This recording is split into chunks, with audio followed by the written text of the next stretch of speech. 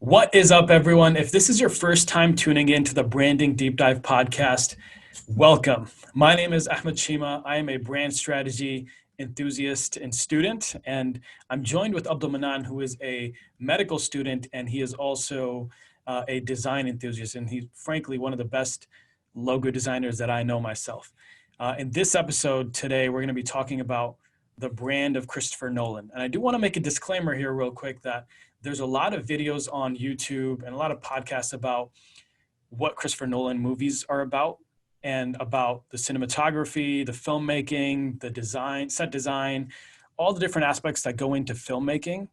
This is not one of those videos. This is an analysis of Christopher Nolan's personal brand and what drives the loyalty that he has earned. And there's going to be a lot of lessons in this podcast for us that are trying to develop our own personal brands.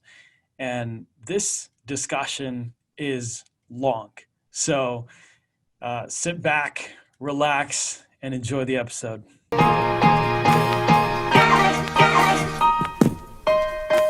Abdul Mannan, what is going on? Get some Red Bull going. Hey, how's it going, man? I'm doing well. How are you? I cannot do I can't get used to Red Bull because then I'm going to be dependent on it every time I do it. So I'm going to try to rough this one out. If I'm a little bit low energy, try to just hint at it discreetly, and I'll try to pick up on it. All right. But seeing as I'm tired as it is, I don't know if I'll be able to pick it up, but I'm going to try my best. Let's get it, man. Yeah. For the audience that may not be aware, we're recording this at, what is it now, 10:20 p.m. And so usually this is around the time where I start winding down for the day. It's been a long day of work, and Abdul Mannan, I'm sure you have a similar routine. But I just came out from a long drive. Oh, you just came back from New Jersey? Yeah. Oh, man. Wow. That's a dedication right there. Yeah, let's do it. That's hard work is something that is often overlooked in building your brand. So that's pretty cool how you're doing that, man. All right. You want to get right into it or? Yeah, let's go. All right. Who are we talking about today? Or what are we talking about? What brand are we talking about, Abdul Mannan? Man, today we're gonna switch things up. We're gonna start with something very unique, something that most of our audience probably doesn't realize is a brand, but is a brand. We're gonna be talking about personal branding. Can I stop you right there? Yeah, what's up? Before we get into who it is. And to the audience, I know this is a little bit frivolous because you will see the title, you will see who it's about beforehand. So you already know who we're going to talk about. But let's stop for a second and talk about what is a brand and what does it mean when we're talking about branding here and we're talking about different aspects of branding. Like really, I think it's important to align on one definition of what a brand is. So let's start with that. That's interesting you start with that because I feel like now that I think about it, we should have made that an entire episode. But you live and you learn. Yeah. I mean, there's a lot of different ways you can define brands. Some of the experts define it in different ways.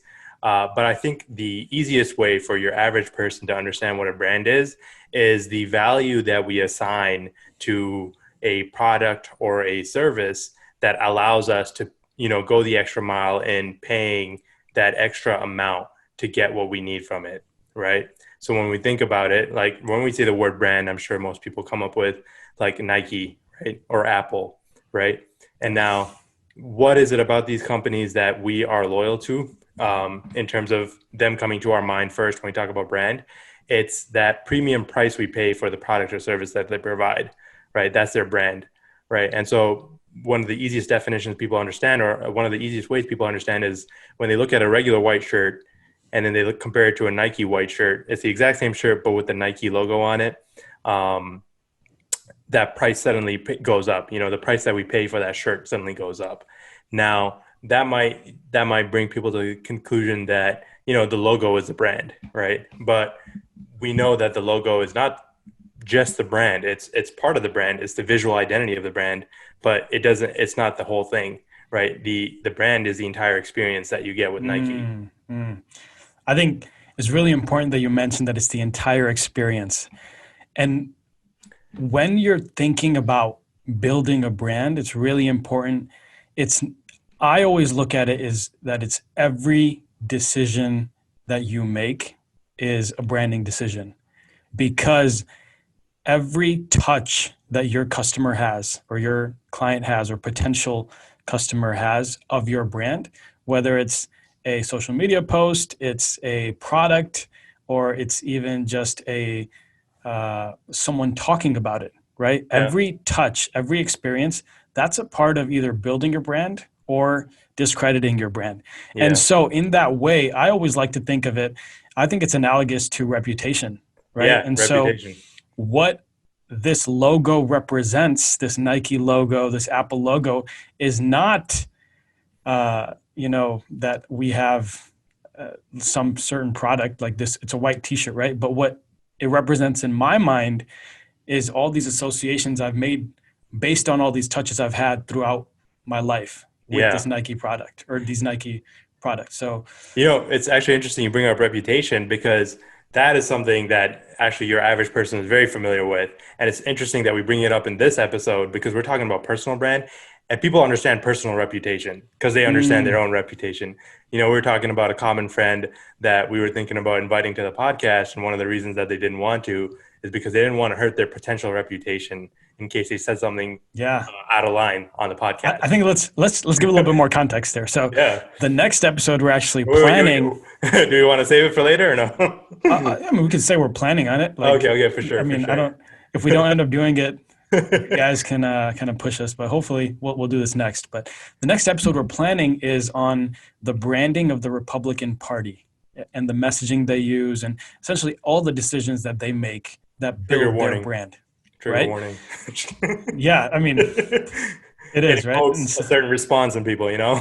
And so we reached out to two of our friends. One of them who is in kind of like a political space, and one of them who is into politics, but he's a doctor, or he's becoming a Political doctor. political science major, yeah, going into Yeah, medicine type right. of And thing. so the person that was going into medicine was like, "Yeah, I'm all for it. Let's do it."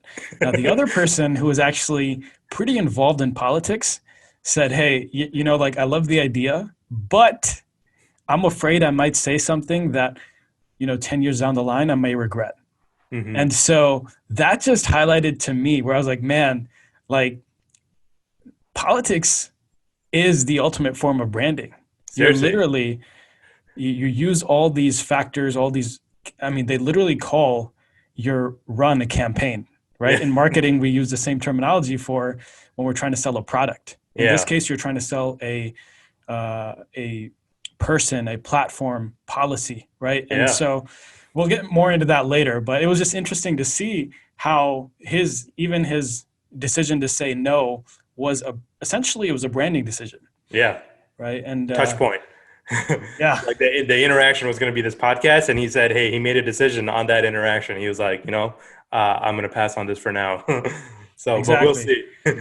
And I think that's a good transition, because when it comes to individual branding, a lot of it is which projects do I take, which projects do I not take. And who we're talking about today is someone who is very selective with what they do, what they put out. And let's get right into it. It's Christopher Nolan, Let's do it. right? Yeah. Who Big fan is, here. I'm excited for this. for those of you that don't know who Christopher Nolan is, he's a film director. And when I say film director, I'm very particular in using the word film, because he's one of the purists, right? He's a man that still uses old school film. And he is the director of Tenet, the most recent movie he's done. He's done Interstellar, Inception, Dunkirk, the Batman trilogy, Batman Begins, Dark Knight Rises, Some of his old stuff too. Memento, Memento, yeah. Insomnia, The Prestige. Prestige. Right? I think we got just about all of them. I'm sure we might have missed one or two, but those are the big movies he's directed, and most of these he's written as well. So that's who we're talking about today. Abdul Mannan, where do you want to start? I feel like we can start with his movies. He's a director, right? And the product that he's selling to us is the movies that he makes, right? And so this is how it kind of ties into personal branding, right? So the product, it's not only himself, it's the movies that he makes. And one of the reasons, let me ask you this, why would you, so I know, have you seen Tenet yet? I have not, no. You have not, right? I'm sure it's probably because of COVID, whatever. But what was your plan with Tenet? So Me and two of my other friends, we have this deal between the three of us that anytime a Christopher Nolan movie comes out, we're going to watch it in IMAX on the first day it comes out. And so with Interstellar, we had booked those tickets like as soon as they became available. We were like the first ones to book them. And the way we have it set up is like all three of us have the alert set up. And so if any one of us gets the alert first, we'll just buy them for all three. And we had this understanding that we're going to do every single movie like this. Last time when Dunkirk came out, I was actually out of the country, but the plan would have been the same thing.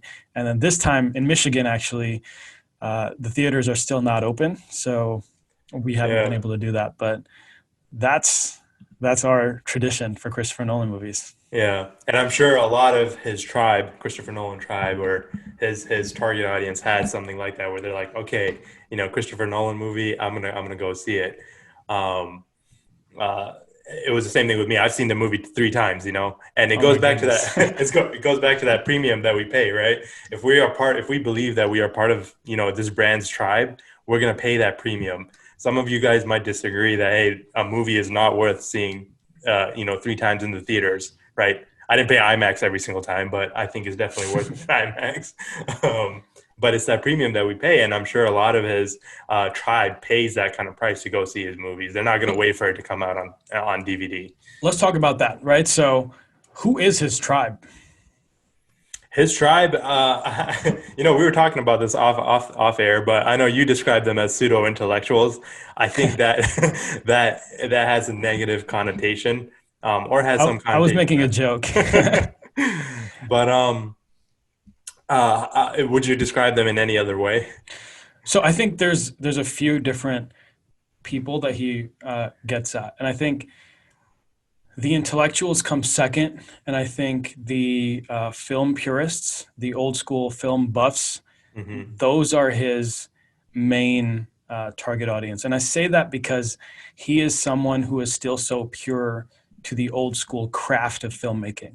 Hmm. And if you look at his movies, you see, uh, I have the in my notes here. If I take a look, I have all the kind of things that he's won. But if you go through his movies, you see all the Oscars that he's won. He's won like Oscars on his movies for best sound mixing, best sound Hmm. editing, best visual effects. All these different things. He's won for uh, different aspects of the movie that are just so good. And so Hmm. his attention to detail, his use of film, his use of IMAX film in particular, and his working with Hans Zimmer on every single movie, just creating that experience. And Yeah. this goes back to what we were talking about is that these brands that have built loyalty, it's not just about, the logo, it's about the whole experience.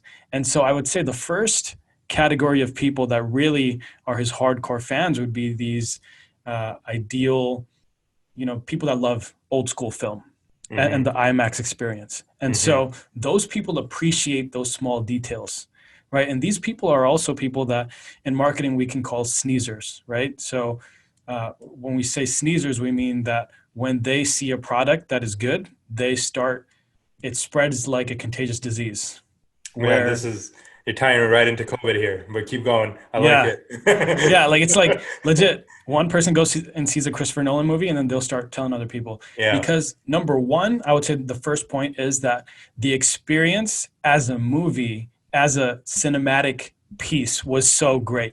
And I know a lot of people have issues, for example, with Dunkirk.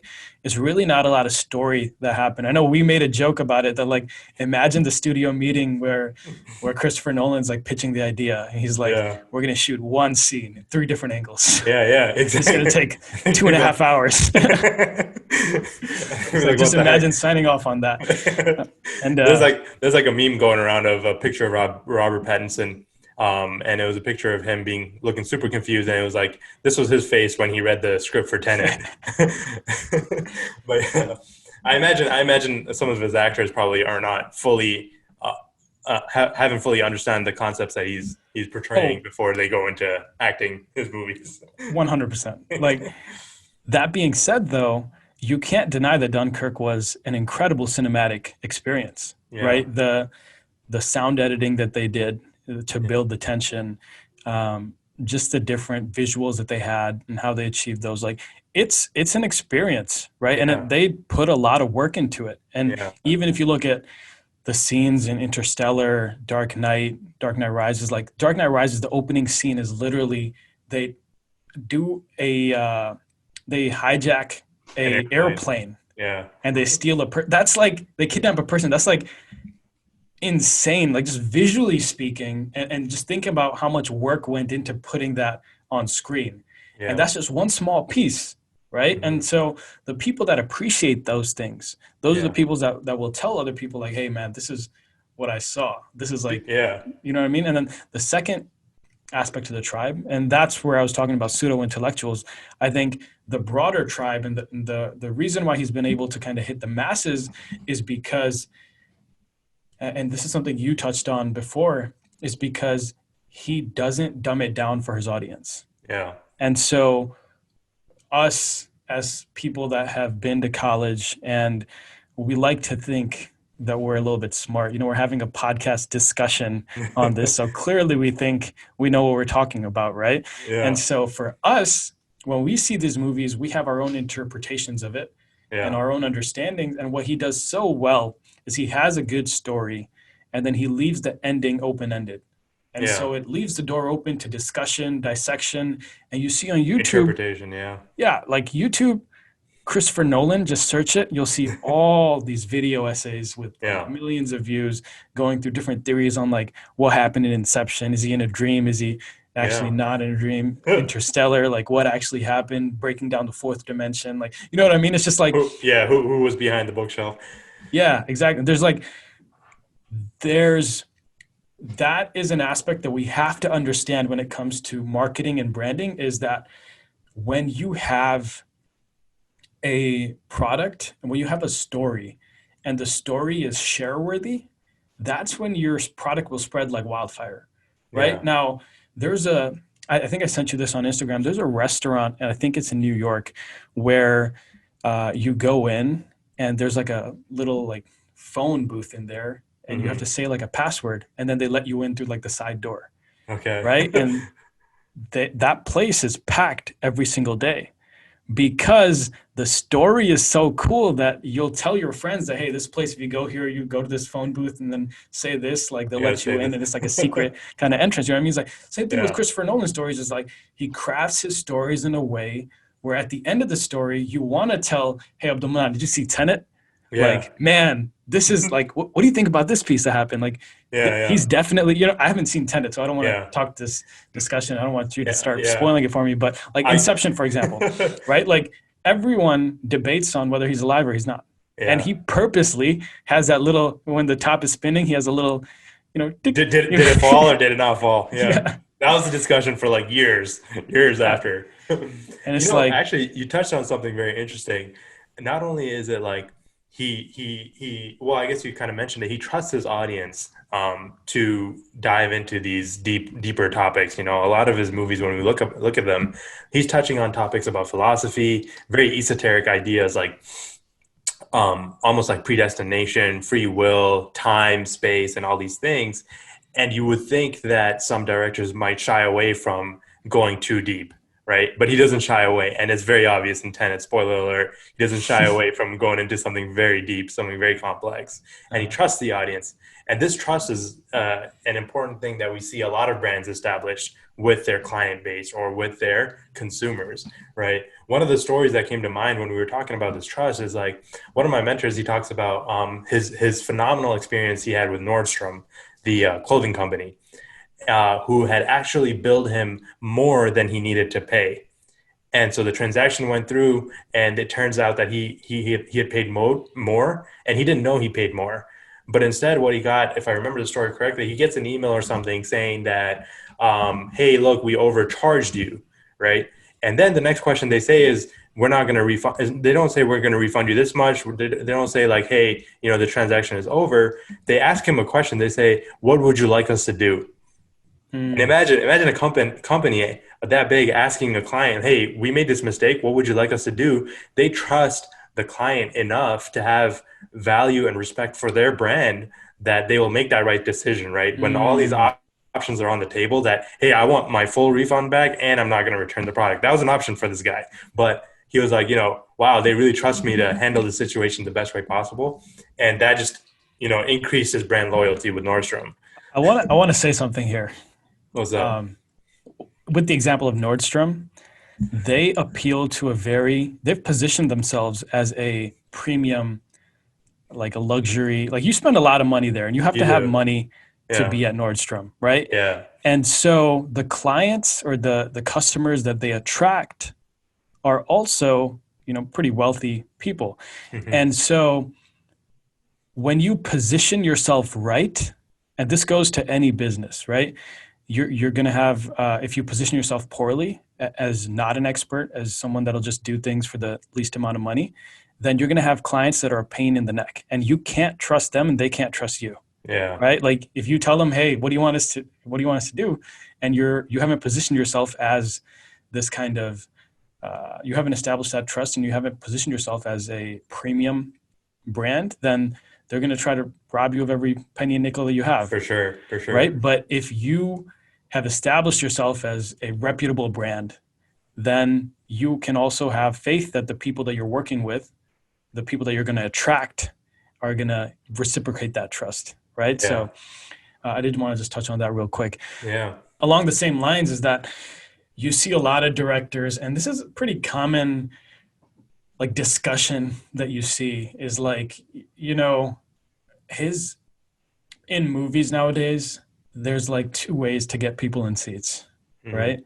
You either have very explicit like nudity and that kind of thing, or you have a lot of violence. Sex sells, violence sells, yeah. Glamour sells. Exactly.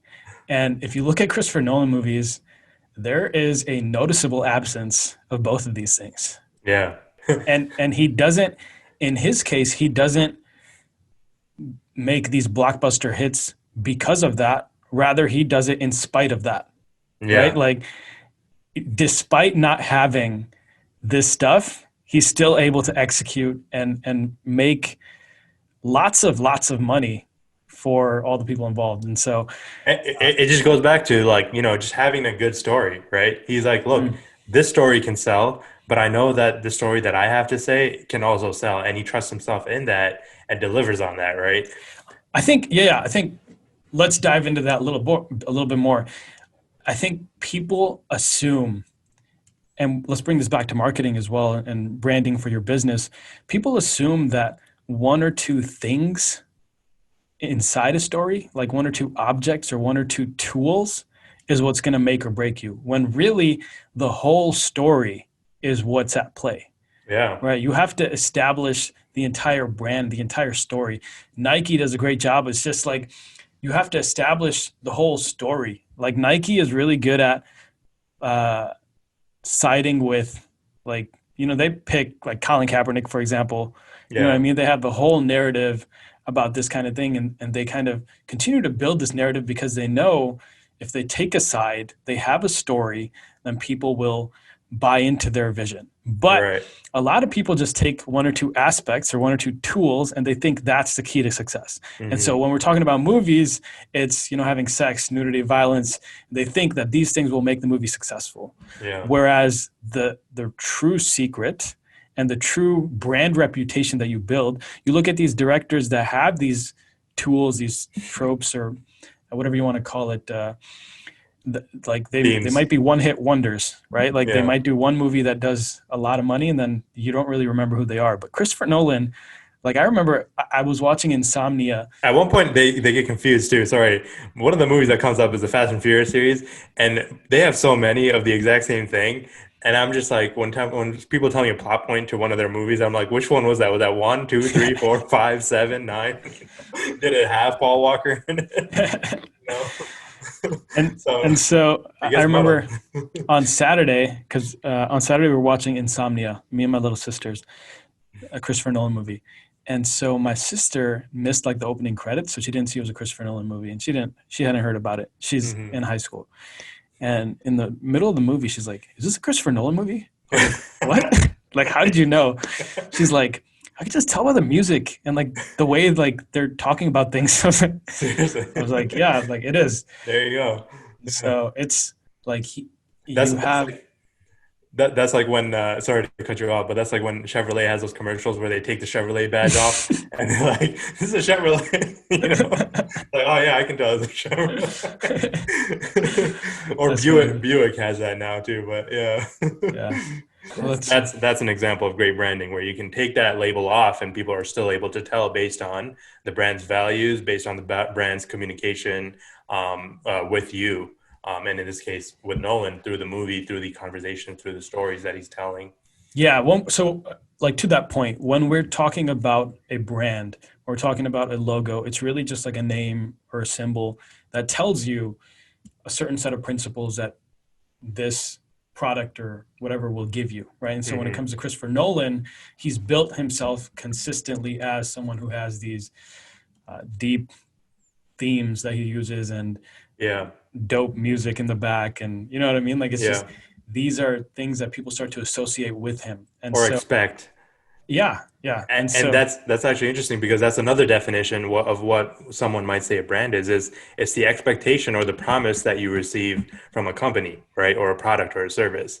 And so the promise we know from Christopher Nolan's brand is that he's going to deliver us a movie that's going to make us think, that's going to touch on an important topic that we might not have considered, or he's going to touch on a topic that we considered but not in the same way, right? mm, And so he's delivering on his promise that this is the expectation that you can have from our movies. yeah. Is there anything else you want to talk about his movies? We I can know kind you, of I know go you ahead. mentioned, with his, when you compare his older movies to his newer movies, you were talking about his budget, kind of slowly going up and up and up. I feel like that's an important conversation to have. Yeah, yeah. So I don't know if you got a chance to watch the there's this video that Vice did on Christopher Nolan where they kind of sat down with him, interviewed him on his whole process for The Following. That's his first feature length film that he did. Okay. And what's really cool about that movie is he did the movie on the over the course of like a year, just shooting on weekends with just his friends. Hmm. And so there's a couple tools and techniques that he used that I think we can really learn a lot from when it comes to startup branding. Okay. And so the first thing I'll mention is that he said he shot the first 5 minutes of film on I think first 10 minutes actually. It was like a voiceover scene where they were sitting down. So he shot it with like a nice dolly. Everything looked like dope. And he, uh, he had the lighting right and everything. And so when the viewer started watching the movie, they immediately got into the story. And so when it switched to handheld, they didn't realize, oh, like what the heck? What? This is terrible quality. They wouldn't realize that how low budget it was. And the second thing was that when they did switch to handheld, it would make the audience think that it was a deliberate decision, Hmm. right? And so what we learn when it's your personal brand, whatever product you're doing, anything you're doing is that first impressions matter, Yeah. right? When you show up to a client meeting, you have to look like you actually belong, right? Yeah. Like you have to have a confidence to you that I can deliver whatever it is that you're there to deliver. And then when it comes to product, like don't go in like, hey, this is kind of a trash product, but we want you to try it out. You know what I mean? Like Yeah. the company where I work at Amazon, right? And so we have this philosophy. I don't know if I'm allowed to say this or not, but like it's really like 60% done is better than 100%, but we didn't get it out in time. You know what I Yeah. mean? Yeah. So Yeah. same similar principle. We're like, hey, look, we're not completely done with this, but we're gonna push it like it's the best thing in the world. You know what I Confident, mean? being confident about it. Be Yeah. confident with it, right? Like Yeah. Christopher Nolan had a zero like shoestring budget. He was borrowing equipment. He shot on weekends with his friends. You know what I Yeah. mean? But he made it seem like those were all deliberate decisions he made. And another thing he did in that movie was he shot in black and white Hmm. because it's a lot easier to control the color in black and white. So Hmm. when you're shooting with color, you have a lot of different, and you're shooting with daylight, especially. Sometimes you'll have the sun there. Sometimes you'll have clouds covering. You'll have different shades and different kind of colors that are kind of seeping in. And if you have like a light on, it'll be like yellow. And if you go outside, it'll be like a different hue. You know what I mean? There's a lot of Yeah. different Yeah. factors. So he's like, look, I don't have the time to deal with all these headaches. I'm just going to shoot this in black and white, Yeah. right? And now what you get there is you get a consistency throughout the film because it's black and white.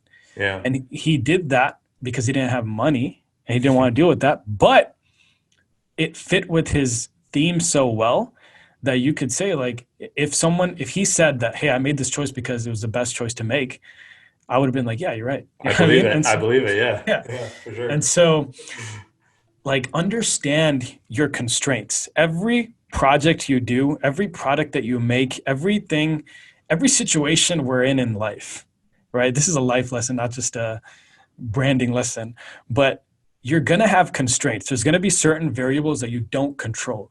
And so you have to understand what those are and work within those parameters to deliver the best product. Now, don't sit there making excuses for yourself on why we can't do this. We don't have $1,000 marketing budget, so we can't build this. Like, Mm. you are building a brand. You have these tools at your disposal. You can, like, if Christopher Nolan can make The Following, how he did, like, really, nowadays it's so easy to start making your brands. You can there's all these logo making things. There's all, like, you can think of a name. You can make an LLC online. You know what I mean? Like, you can make a Facebook page. You could start Yeah. doing all this stuff. Right. We started this branding deep dive podcast. You don't need permission from anyone to start providing value to the world. You know what I mean? Like, Yeah. this is really a unique time that we're living in. And this is kind of why I kind of wanted to get into podcasting, is because, like, really, we can just kind of start doing what we want to do. Yeah. And no one's holding us back. And so that's a life lesson from there. Another For thing sure. I'll touch on real quick. I know I'm kind of hogging the conversation this time. I'm really We'll keep it sorry, going. but one thing he mentioned in that same interview was that he had the script for Memento ready when he started pushing The Following at film festivals. And so there's a couple things here, man. Like, So the following released before Memento. yes, The Following was his first feature-length movie. Memento's not, or is written, you said. Memento was like a legit, like, they had a pretty small budget. I think it was like 400,000 or something, but In the works. Memento's script was done. By the Hmm. time The Following Okay. was Okay. playing, Memento's script was done. And he Got said it it. was kind of just accidental. Like, you don't want to be working on a script while you're doing another project because it'll take your focus away. But just the way things worked out, he just had it ready, right? Yeah. For whatever reason. And so when he went to film festivals, and this is really important because a lot of people that are setting up online brands, they're able to get traffic, right? They're able to start drawing people to their site. They have Facebook ads, they have Instagram ads, they have influencer marketing, and they can get people to their website, right? But what Christopher Nolan was able to do is he had this attention, and then he was able to use that attention and convert that into $400,000 budget to shoot his next movie, Which right? And now, was Memento. Memento, yeah. And so what that means for us people in the branding space and marketing space is, like, look, it's not enough to draw people to your website. The end goal is to convert, Yeah. right? You want to make sure that you have a call to action and you're ready for when people come to your website, when people come to whatever it is you're calling them to do, what the ad is taking you to, whatever page, whenever they get there, the audience should know exactly what they need to do. Right? What You have their attention, you need to capitalize on that. And so that comes on you being prepared for that moment. And so how do you be prepared for that moment is that you have that whole piece ready, right? So these people at the film festival, the studio directors, studio heads, all that stuff, they're like, man, this guy really thinks in a unique way. He has talent and seems like he knows what he's doing. And now Christopher Nolan, he had Memento's script ready. He's like, yeah. Like, when they asked him, what are you working on next? He's like, boom. Pulled it out. He had it ready. That's sweet. I You know what love I mean? that. So, I wonder if he's. I actually no. I do know. It's not that I wonder, but he does now work on future projects while he's on current projects. Because I saw an article that was talking about how he was preparing for Tenet. He was thinking about tenets. He was thinking about the ideas of Tenet. the tenets of Tenet. back in 2010, which was, I think, when Inception was coming out, right, or something like that. But he's got his gears going, he's got his mind thinking, and I think he learned from that experience, and he's applied it ever since. Okay, let me touch on that a little bit. Go for it. Now, you say that. I will make a disclaimer here. Number one, we don't have access to Christopher Nolan, so we don't know exactly what that means when he says that he was working on it. Or But I will thinking say about it, this. yeah. Yeah, like, I will say this. Like, when we started doing this branding deep dive podcast, like a million more ideas started popping in our head as we're doing this. Yeah. You know what I mean? So all the people out there, all two of you that are listening to this, understand that you may have one idea right now, and part of the process is like once you start doing things, you'll start getting more ideas. You'll start gaining momentum. You'll start getting this different inspirations and that kind of thing. And so if you just sit around waiting for that perfect idea, it's not going to come to you, right? And Christopher Nolan's career kind of is a testament to that. Is like you push yourself, you put yourself out there, you give it all you got, and then as you're going through that stuff, more things will start to pop in your head. And you can just imagine like the kind of conversations he's having with these physicists and astrophysicists or whoever. I don't even know the titles that they have, but since he's having these conversations, I'm sure little ideas are sparking in his mind. So even as he's working on Interstellar, he's messing with the concept of time there. And now he's starting to get more and more ideas because he's actually doing. Right. And so this isn't really like a marketing principle, but like I would say in terms of developing your personal brand and developing who you are and how people perceive you, you have to take action for people to start associating things with you. Yeah. Right. If you want to develop certain associations. So for example, we wanted to, I'll be very frank and honest, but like we wanted to position ourselves as people that understand branding. And so if we just sat there without doing anything, without taking any action, we're not going to gain that reputation. You know what I mean? Like our brand is not going to build in that area, but you have to start doing it to gain that. Yeah. Another thing I did want to touch on. And the first step is always the hardest. Oh, the absolutely. moment you take that first step, it's like a snowball effect almost. Absolutely. Another thing I wanted to touch on real quick is that in the example of following again, is that he views every film that he's doing as a stepping stone to the next film. So if you look at the budgets of his movies, every single movie, I don't have the exact numbers, but I think pretty much every single movie has had a bigger and bigger budget to the point where like sometimes like I'm like, man, like this is a lot of money. You know what I mean? Like, especially now with COVID, I don't know if he's gonna make this money back, but that's why I went 3 times to support him. Yeah. And so I think if we're talking about in the movie industry, in the whatever industry you're in, actually, like it's important to have a plan. And we already talked about converting, but also giving people more to wait for, right? Like people know that once a Christopher Nolan movie's done, I got to wait a little bit, but I know I'm waiting for the next one already. I think Marvel does a really good job with this. If you think about it, where like they have their next 10 years lined up of like what's going to release when. You got Superhero 1, part 2, part 3, and they have like phase 1 Marvel, phase 2 Marvel. I was like, whoa, phases. And then I was like, oh, dang, this is a very well thought out marketing strategy. Yeah. And what they do so brilliantly is at the end of their movies, they give you a little sneak peek. So before you even leave the theater, you're already waiting for that next one. You know what I mean? Yeah. And you know, what's interesting is the flip side of that. Let me ask you this, what are the consequences of setting someone up for your next like deliverable, but not delivering on it?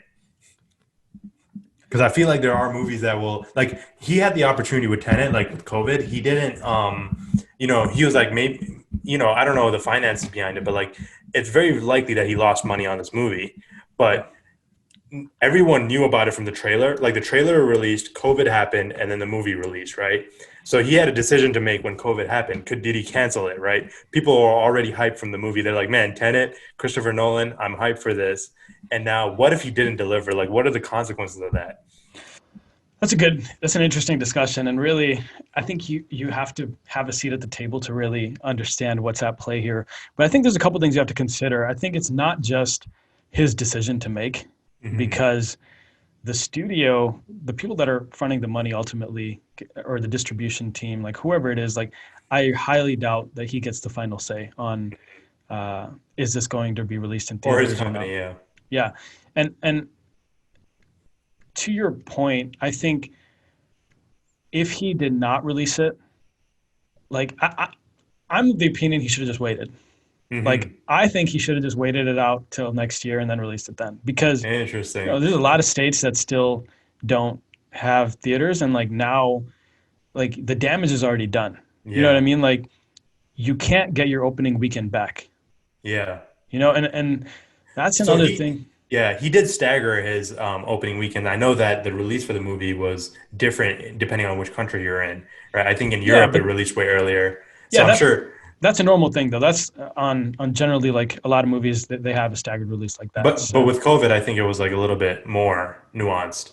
oh Like really? they're like, hey, this place they can open up theaters a lot earlier. We're gonna release it here earlier, type of thing. Because if you look at it compared to like other movie releases, it's like the other movies are like almost insignificant. It's like a couple days, maybe one weekend, 2 weekends. But Tenet was like a few different weekends. So I feel like it did play into um, like the decision, right? Like the fact that he was like looking at the actual places, or his team was looking at the places where they could release it. Absolutely. No, I think in the case of Christopher Nolan, and given the current circumstances, I think if he didn't release it, it wouldn't have had too much of an impact on his brand, just because literally the whole world is upside down right now, right? That's And so dope. he Yeah, has he has like in this case, you have a little bit of leeway to not deliver, right? yeah, It's understandable, especially in the industry that he's in. yeah. That being said, like if COVID didn't, like if this wasn't happening and for whatever reason he didn't deliver, like he has a reputation of staying under budget, like delivering on the budget he has set for the film, and then also delivering on time, right? And so that is something that will highly impact the ability to get your next movie, Hmm. right? So when you're talking about personal brand, so this goes outside of the actual customers that are coming to watch the movie, but if I'm the director going to talk to studio heads about getting some money for the next movie, I need to have a certain personal brand that they associate with me. And they may not care so much about the ideas because clearly like when we're pitching Dunkirk, you know what I mean? It's like, but they do care about Christopher Nolan.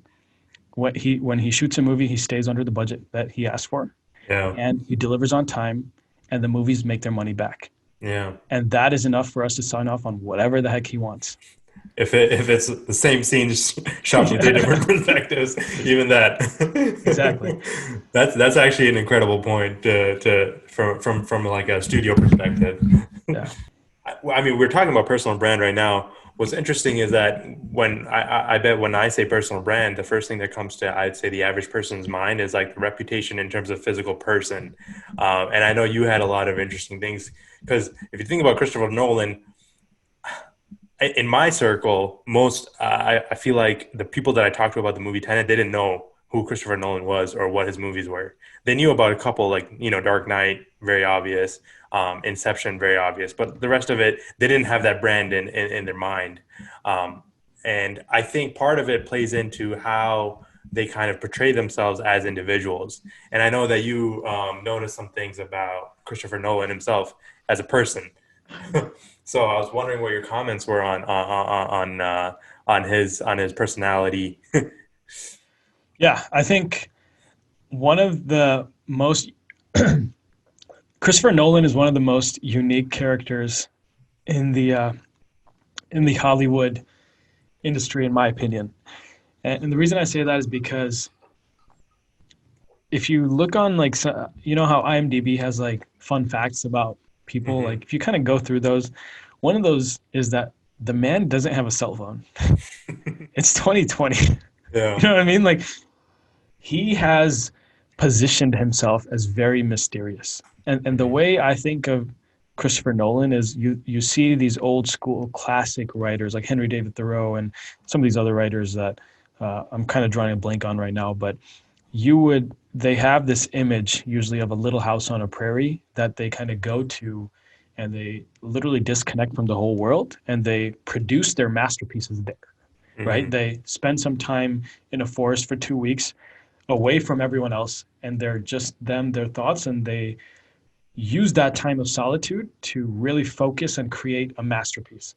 Hmm. And that is what Christopher Nolan, that's the image and perception that he's painted for himself in that first tribe that we were talking about, the film purists, right? So I think that second tribe that we're talking about, people like maybe in your circle who are doctors and maybe aren't following this kind of scene, they don't necessarily know his personal brand as much, but it doesn't affect their going to the movies because his stories are so good that uh, they still hear about it, right? And so when it comes to his personal brand, a couple things that I'll mention that stuck out to me is that, and I want to get your thoughts on this first thing. So on his IMDb page, and this is common with any actor or director or anyone involved in movies that changed their name at some point, where it'll say the movies you did, but then in parentheses it'll say like your name at the time, right? And Mm-hmm. so if you look at Christopher Nolan, I think the following and like the couple short films like Doodlebug that he did before that,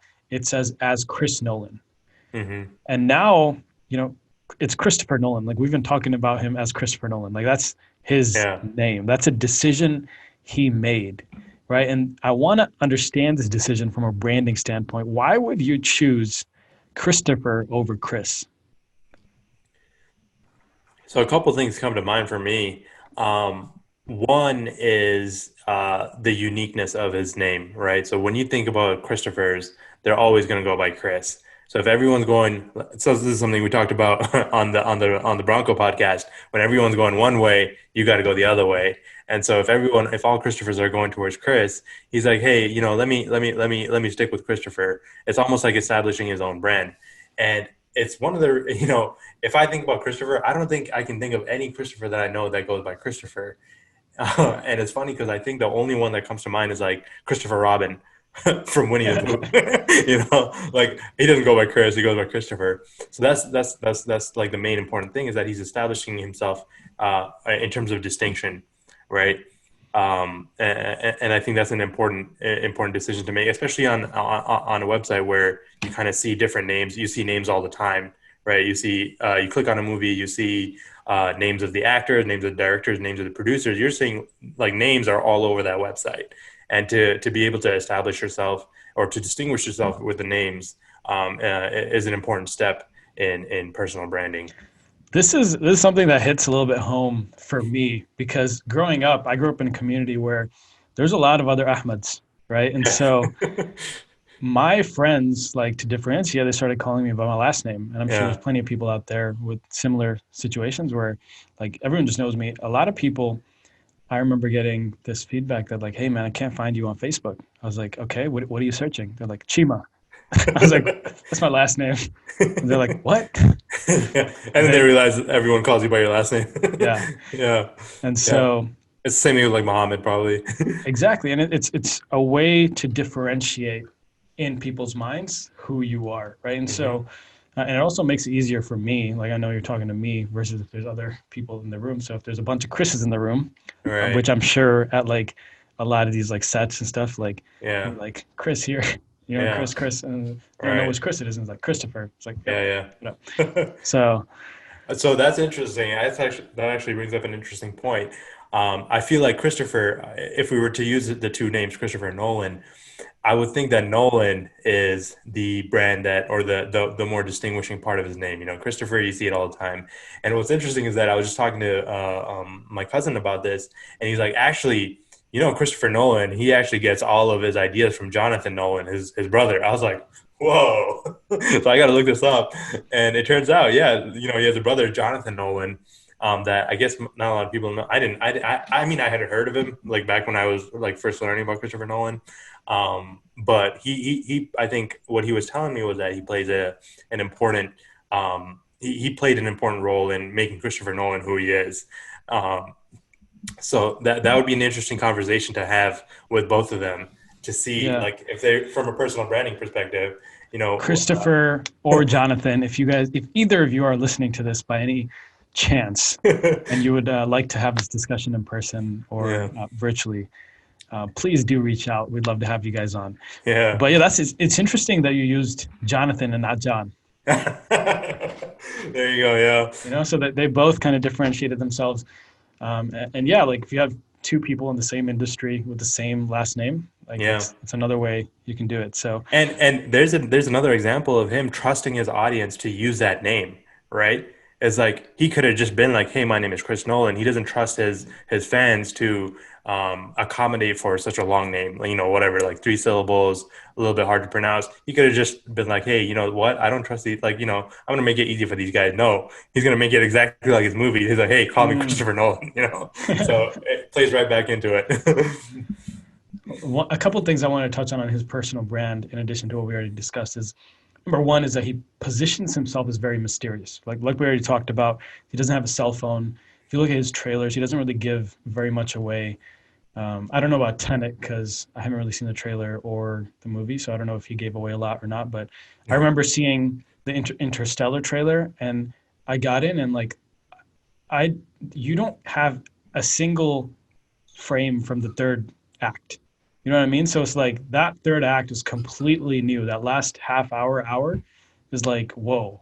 You know what I Mhm. mean? So that's one thing that is really, a lot of movies, you don't even have to watch the movie because they just give you the whole story right there. So Yeah.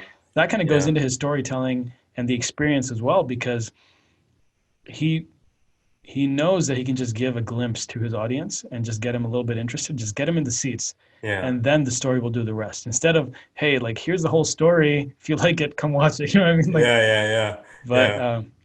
another thing, It's actually interesting because in Tenet's trailer, he actually goes, I think, farther than any of his other trailers in explaining what the movie's about. I bet in anticipation of the complexity of the movie itself, where in the trailer he says, he has a like like there's an actual conversation in the movie where two people are talking, the protagonist and Neil, the two main characters, and he says, "Is this about time travel?" He's like, "No, it's time inversion." And then you're like, "Oh wow, okay." And that little snippet's in like most of his trailers. And so I think he did a good job of, understanding his own product and kind of delivering just the right amount to keep people interested in it. mm, Um, yeah, that's a good point. Another thing is you see that a lot of people will do sequels. And with the exception of the Dark Knight trilogy, Christopher Nolan has not done a sequel, right? And yeah. so, and even in those cases, right after Batman Begins, he didn't do a sequel. He did Inception. And Mm, then after Dark Knight, I think he did Interstellar after Dark Knight, right? Or maybe I, he did it after Dark Knight Rises. I think maybe that might be the exception. Um, no, he did Dark Knight and then he did Inception. I think he did Prestige in the middle of Batman Begins, right? So in the middle, he did another movie. So he's not just like we talked about Marvel, where like this is the next movie coming out. He doesn't like he's like, yeah, I'll get to that. Like it'll happen. But here's another piece that you probably weren't expecting and you have yeah. no idea about. You know what I mean? So Yeah. it's very mysterious. You never know what you're gonna get. Second thing is he's an intellectual, right? Like, look, for us in America, okay, let me speak for myself. When I hear a British accent, I think smart. Like, Yeah. I And don't know what it is. I think that's a pretty universal association that Americans have, is that British people, just by their by virtue of their accent, Michael Caine in all of Christopher Nolan's Yeah, movies, he's obviously the smartest guy in the movie. yeah, and he has a British accent, right? Yeah, yeah. And another thing is he wears a suit in every single interview you see him on set. Every Hmm. time you see him, he's wearing a suit. And then, of course, we don't even have to talk about the plot of the movies and the complexity of the themes and stories that he's touching on.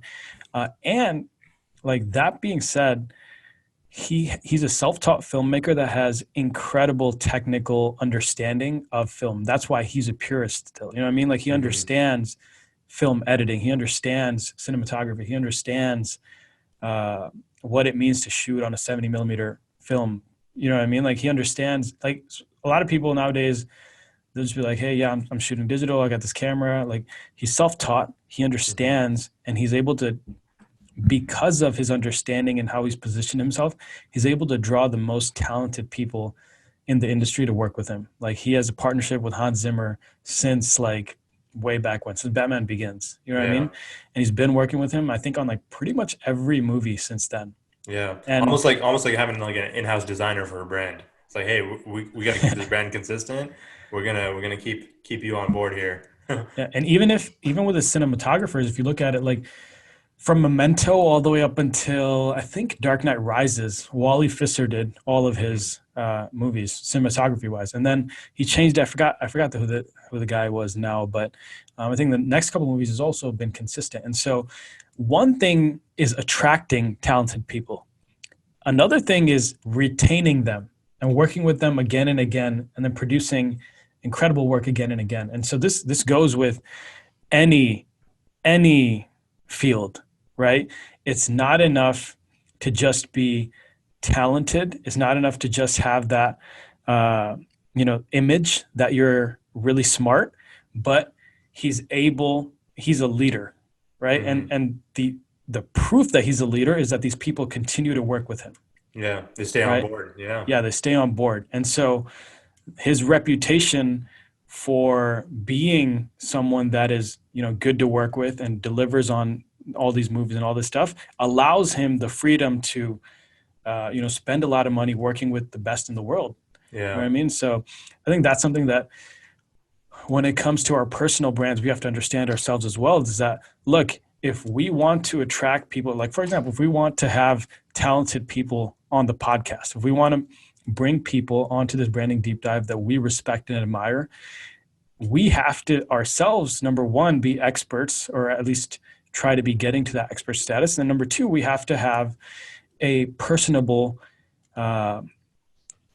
it has to be a personable experience when they come on. You know what I mean? Like, so that when they leave, it's not like, oh man, like that was like an awkward podcast. They're like, man, I had a good time doing this. And we really made something great. Yeah. And I want to come back and do it again. And I think that's something when we talk about every touch counts when you're building your brand, that's included in I'm a representative of the Ahmed Cheema brand. And so when I meet and greet people, that is a reflection of my brand. Understand that. And so if I work for a company, let's say I work for Nike, Apple, when I have interactions with people, it's also an interaction that they're having with Nike. Yeah. Especially if I'm going in a professional capacity. Mm-hmm. Right. And so that this goes into that same, it's every touch point. Every touch point has to be intentional. And you have to make sure that you're putting thought into every little detail. And of course, at a certain point, it'll become like companies will develop leadership principles and stuff like that, where these guiding principles that, you really come back down to when making decisions. Yeah. And you have to develop that kind of thing for yourself if you want to establish yourself as a brand. Mm-hmm. Before we go on, Abdul Mannan, something just popped back into my head, and I wanted to touch it on this podcast before we kind of close up. And that is that he mentions in that same documentary we were talking about earlier, is that he mentions that he uses objects and he uses close-ups, or what they call inserts of objects. So he'll use like a pen, or in The Following, he used a hammer. In Inception, he used a little top thing. Like, he'll use these little tangible things and he'll really zoom in close, right? And what he says it does is that it brings you into the world of the character. It really gives another layer of relatability to the characters and the story. And so when it comes to marketing, you have to understand, like, you don't create something based on your version of what is the ideal product, right? You have to start with where the customers are and understand that, like, let's create something that'll be a little bit, that already fits into their life and just makes it a little bit better, right? Don't, like, if we just create a movie that is so out there that it can't relate to anyone, and there's nothing that really kind of draws you in, that I'm not going to get attached to it. Right. But even these small little things, these subtle things that we do to really make sure that the audience is connecting to your story go a long way. Right. And so when it comes to physical products, I think this is a little bit easier because people can see and feel. Really, what you got to remember there is that if I'm designing a pen, I don't want to just start doing a square. You know what I mean? Like, it can't just be so absurd that it doesn't make sense. Yeah. Right. And it's like, I think Apple is really good with this, where, like, it's just intuitive design. Right? It's like, it just makes sense. And incremental changes. If you watch the transition between, for example, iOS, 1 to 14, where they're at now, you see the similarities between 1 and 14, but at the same time, you see all the differences too. But Mm. the reason why is because they were able to establish certain design principles in the first version and then incrementally build their way up to what they have right now. I think that's like I was just thinking of, about Apple when you talked about those small changes. Yeah, I mean, absolutely. And I think what Apple does so well, and the same principle that we're talking about here, is that understand who your target audience is and build from there. Like reverse engineer that.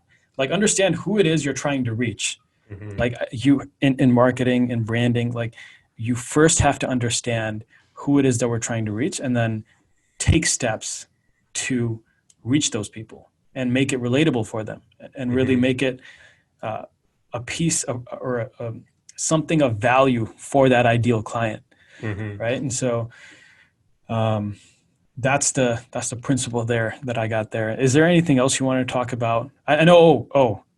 I can't go without talking about the visual identity. Yeah, yeah, yeah, yeah. So the logo, and this is, I actually like how we ended up structuring this podcast with the logo at the end because it just kind of conveys the reality that the logo is not the brand, right? The logo Mm. is one part of the brand. And so we've had this entire conversation about all the things that play into a personal brand, and we haven't even touched on the logo, right? But it does play an important role, especially in a product that's visual, in a product that is something that people need to connect with on a visual level, especially from like a movie industry perspective. I feel like one of the most important things, I guess we can go into, there's a couple important things when it comes to his visual identity. Christopher Nolan's visual identity that's part of his personal brand, and that is one, his name and the fonts that they use kind of in the trailers, and two, his company that is that all of his movies kind of fall under is the Syncopy company. And I actually, I was like, let me think about what logos are associated, what images are associated with Christopher Nolan. First was his name. Obviously, it's kind of like in every single one of his trailers, at least his recent ones, they kind of have like an important a scene where they kind of emphasize sound and then they show his name. It's a very Mm. traditional format for a trailer. Yeah, he doesn't really deviate from that. Now Christopher Nolan. yeah, trailers now will make audio for the trailers. They'll speed up audio, they'll slow it down. But he kind of sticks to some of the fundamentals where he has that element of music that conveys a specific that at a certain point conveys emphasis, and then in that emphasis he establishes his visual identity, which is his name. Real Do you have quick. any thoughts on that? Yeah. Yeah, I wanted to touch on something for the people that are not so familiar with film history. Back in the day, I think even up until like the early 2000s, the film trailers would just kind of voice over everything. Yeah. Right? It's kind of a new phenomenon, relatively speaking, where you have like sound design specifically for the trailer, and you have, you know what I mean, like just little snippets and that kind of thing. And so even as the transition from this is a movie about blah, blah, blah, you know what I mean? Then they Yeah. kind of Yeah. moved to starring this person, that person, the other thing, and the director's name would be like directed by Abdul Mannan. And Yeah. now, and it's important, is it went from a sound clip to now the directors actually have some. I don't know if the directors are making the trailers, but they definitely have some say, right? Hmm. And so it's interesting how the director can uh, have like they can be part of that visual identity at Right. that first touch point.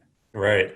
And Yeah. so like It's the way they present Christopher Nolan on there, that's a deliberate choice. And so yeah. And what are you seeing? you don't see that in a lot of movies. But yeah, go ahead. What were you saying? What are you seeing in terms of typography and the font that they're using? Like what does he use? So he uses a sans serif font for people who don't know. Typography sans serif is basically sans is French for without, serif, which are like kind of the little edges that you might see in a Times New Roman font. So it's a very clean, minimalist font. It serif tends to be used in a very luxurious format. conveying a sense of luxury, conveying a sense of prestige, and sans serif kind of conveys a sense of minimalism. So that's the font that you see, and you see a lot of heavy weight to the font when his name comes up. So Christopher Nolan, I bet we can probably run one of his trailers in this podcast for our YouTube version of this podcast to kind of just show that. But so he's got a heavy weight on that font, and that's something that conveys emphasis as well. And he still sticks with his minimalist aspect of his personal brand by keeping it sans serif. And you said there's usually like a sound beat at that point too. Yeah. So it's like a beat drop. It's like, boom, Christopher Nolan. Audio, visual, both connected. He's delivering on all aspects. Yeah.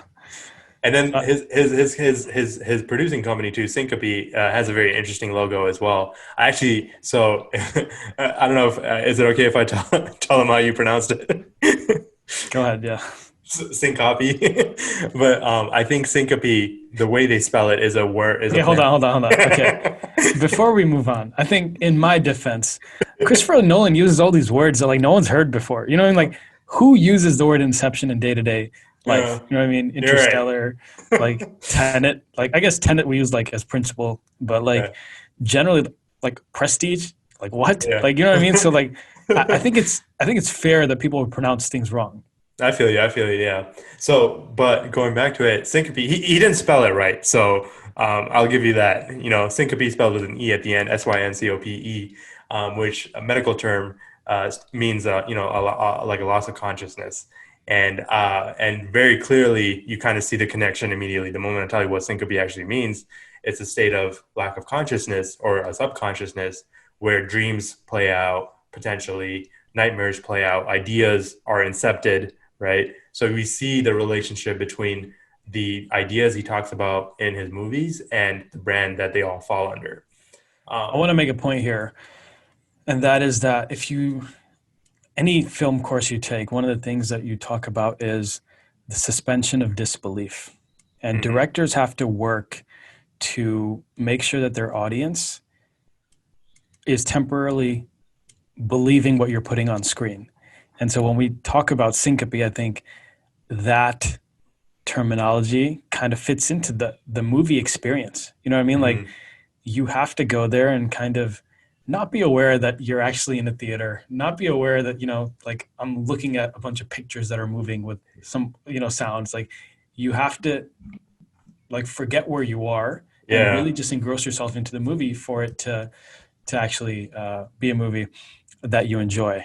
It's funny because I'm trying to pull it up right now, but one of the movie theaters, their slogan is something like "Escape with us" or something. Cineplex.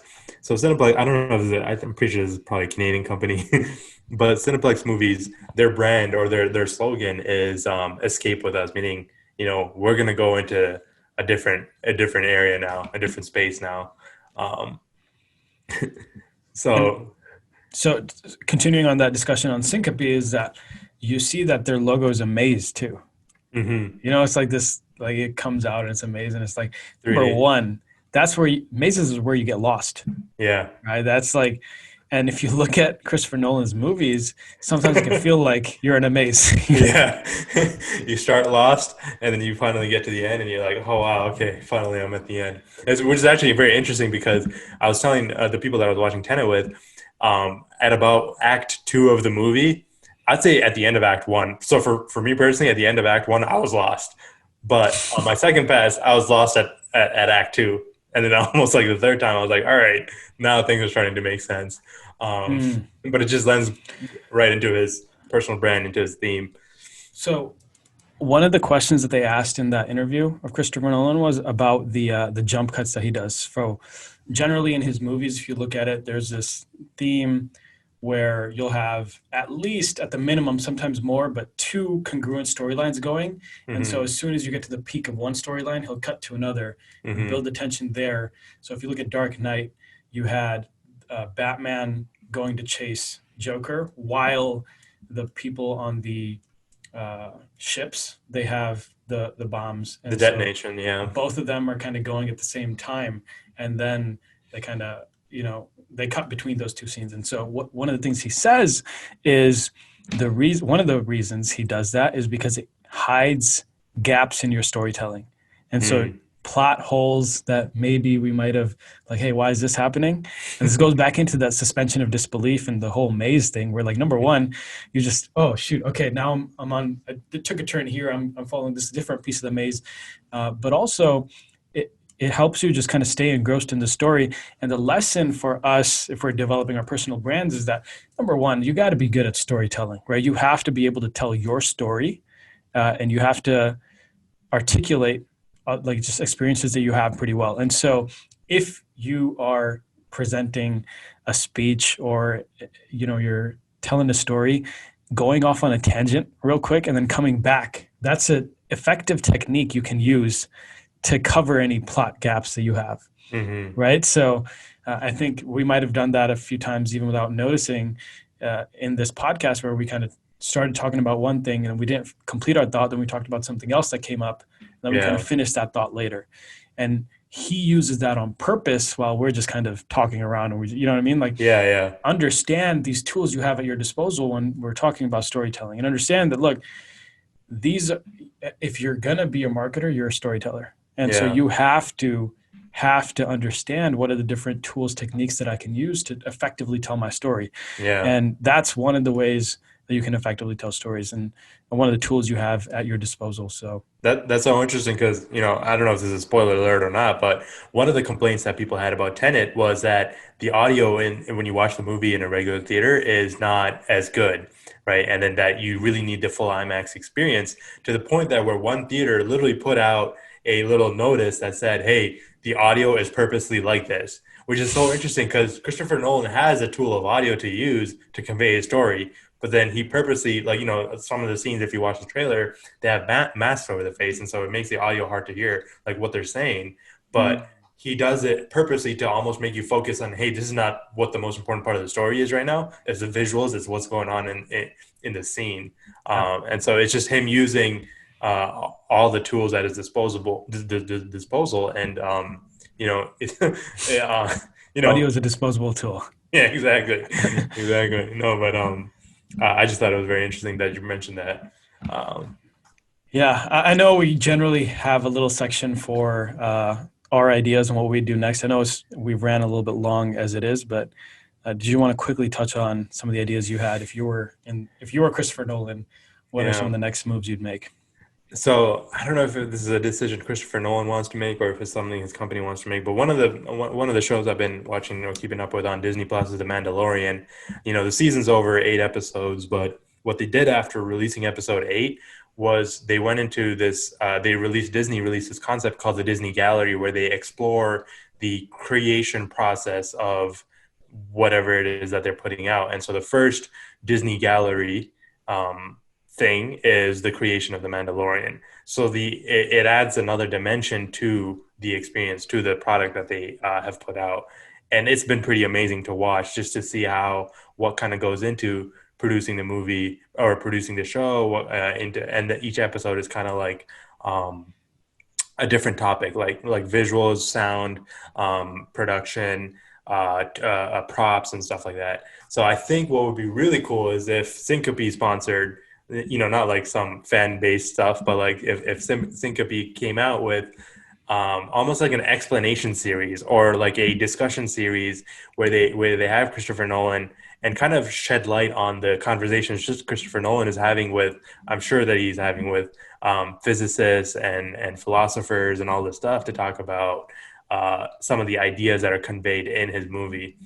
Um, Man, I'm trying to keep this as spoiler free as possible for Tenet, but there's a lot of things towards the end that it all kind of comes together, and you just left thinking is like, dude, now I got to watch this movie again because he brought this up, Mm, type of thing. I So, think that's a really good idea, especially understanding that second target audience that we were talking about, hmm. um, the people that are the intellectual people that want to understand, and they have discussions about this movie. It's like that'll give them more and more to discuss, right? And I'm sure the final product that makes it in the movie is like a little snippet, but then in terms of actual discussion points, if you open up behind the scenes, you'll you know Yeah, probably have. You'll see a lot.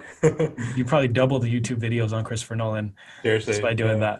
that. The other thing I was thinking is that I feel like right now he's making bigger and bigger and bigger movies. I think it would be a real pump fake, a real curveball if he did one of those like really small indie films. You know what I mean? Mm, Like just something where like legit it's like super low budget, no special mm, effects, like just purely story. mm. You know, because he's so famous for story and Yeah, visual effects and sound effects. Like yeah. if he just did something that is like focused on dialogue and Hmm. story, I think that'd be a real curveball. And I think it might, like in the short term, it might impact his brand negatively because Hmm. you're uh, that might be a jarring experience for your audience. But I think in the long term, as you're developing a body of work, to have Hmm. that in your belt, you can say, "Hey, this is another piece of work that I did that was, it was a good movie. Yeah, And I didn't need to use all these other, $100 million budgets and yeah. I bet he wouldn't even need to market it as a Christopher Nolan thing because like a lot of times, like for example, when we take on projects as experts in marketing or experts in design, we take on a lot of projects, but we only show certain projects on our portfolio. So I think it's totally within his realm to kind of explore other things, but kind of keep his main thing as his blockbuster movies, that kind of come out. So I mm, definitely think he has an opportunity there. And it actually ties back into, one of the podcasts that we both listen to with Chris Do on the future. He talks about whether or not you should be narrowing your focus in terms of being selective with your projects.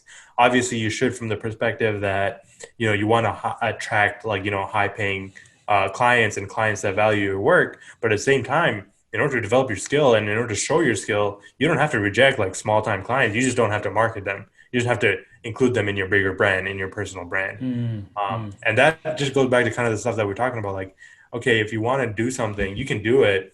And then eventually you'll get to a point where certain things don't fit your personal brand, but you can still do it. And then you'll have other things that fit your personal brand to keep you kind of going.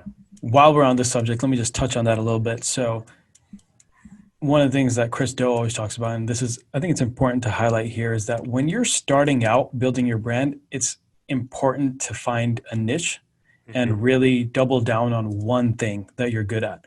Now, Christopher Nolan, he's at the point where the guy can do no wrong, essentially. You know what I mean? Like Triple down, he's tripled down. Like we quadruple know down. what like he's earned enough trust and enough. He's he's produced billions of dollars in revenues. You know what I mean? Like Yeah.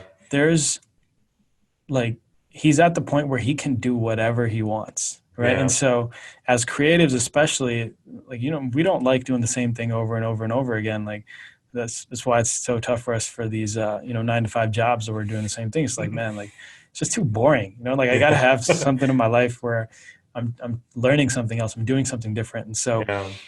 I think for the people that are just getting into it, understand you need to double down on the strength and really perfect one thing as you're scaling. Hmm. Once you have that money to play with, have that brand reputation, then you can kind of start playing around and you start turning down some of these big offers and do what you want to do. And so I guess if he doesn't want to do something small, then that's totally his choice. But Yeah. I think it'd be cool to see his take Yeah. on like a smaller budget movie. Like I would want to see because he has a different perspective, Yeah. right? And I think it would be interesting to see, like for example, if you did a romantic comedy, Mm. what would that look like? Wow. You know what I mean? Like That's I'm interesting. I'm sure there will be some deep themes of like love and the importance of sacrifice. Something like like it would be deep, Yeah. but he wouldn't have the same tools that he has at his disposal in Interstellar. He doesn't have Yeah. special effects like the same way. Like he just has to communicate through dialogue. And we know he can do that because remember, he talks about love in Interstellar. He said that love is what is the only thing that transcends space and time. Space and time, right? So I, we know I, I he think has that. I think some people would make the argument that it was cheesy. The dialogue was a little bit cheesy, but No I, way, I, man. Because remember we were actually talking about that. Do you remember our conversation we had with a group of friends let's about not get that? into it right here. I think let's Okay. wrap up. Okay. But all I'm saying is I know some people make that argument. I'm not saying I'm a believer in that, but Yeah. I just think it'd be interesting to see his perspective on another. What he's good at is he'll take the preconceived notions that people have of a certain genre, and he'll use that to his advantage to Mm, make the audience feel comfortable.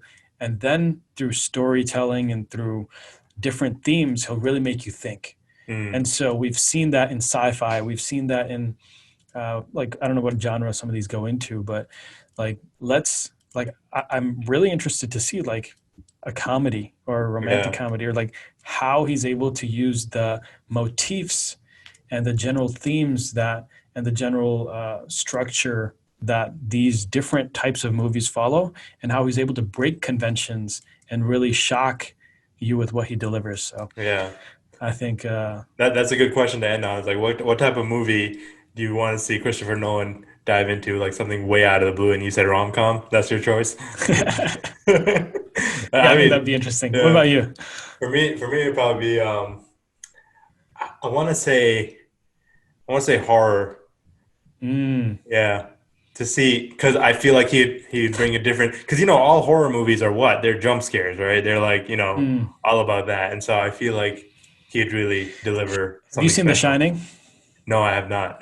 So he's a big Stanley Kubrick fan as well. So I think he would do Hmm. something like The Shining, where it's here's my opinion of The Shining. There's a couple jump scares in there, but really it's one of those movies that's just so creepy afterwards. You know what I mean? You're just like thinking about it afterward, like, man, that was creepy. And I think it would be one Yeah, of those. But yeah, yeah, definitely would be interesting to see. yeah. Thank you all for joining. We'll see you next time. All This right, is man. the Branding Deep Dive Podcast.